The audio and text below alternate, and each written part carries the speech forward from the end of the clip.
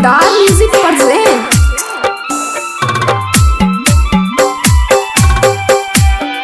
Music by DJ Umesh, Shukipur Bazar. बड़ा रे जतन से हम बेटी के पोसलिए रे, बेटी के पोसलिए रे, से हो बेटी जाइछे ससुराल। हाँ हाँ यारती बेटी जाइछे ससुराल। बड़ा रे जतन से हम बेटी के पोसलिए रे, बेटी के पोसलिए रे, से हो बेटी जाइछे ससुराल। हाँ हाँ यारती बेटी जाइछे ससुराल। दुलारी बेटी जाइछे ससुराल। DJ Umesh, DJ Umesh, DJ Umesh, DJ Umesh, Sukhipur बाजार, सुखीपुर बाजार, सुखीपुर बाजार, सुखीपुर बाजार।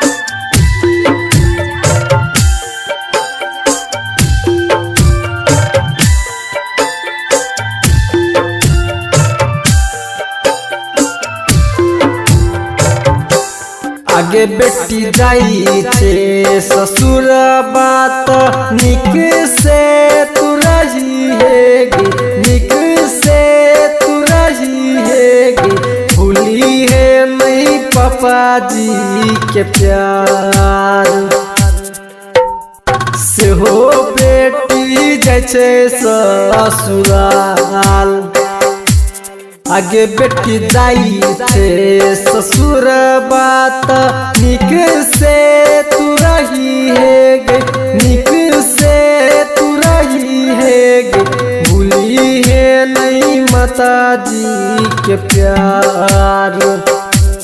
हाँ से हो बेटी जाइछे ससुराल। हमर बेटी जाइछे ससुराल। यारती बेटी जाइछे ससुराल। डीजे उमेश, डीजे उमेश, सुखीपुर बाजार, सुखीपुर बाजार, सुखीपुर बाजार, सुखीपुर बाजार। दिलदार म्यूजिक प्रेजेंट।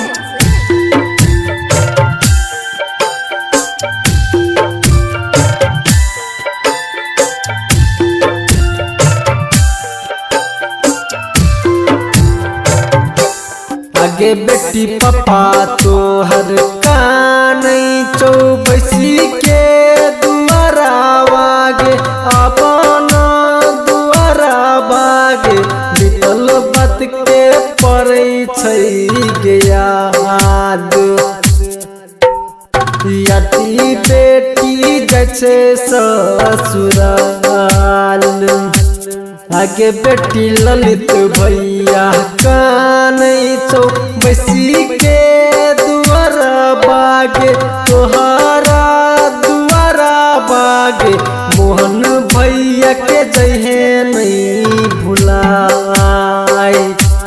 आगे भैया रंजी बन के जइहे नहीं भुलाए। हाँ गे आती बहिना जाइछे ससुराल।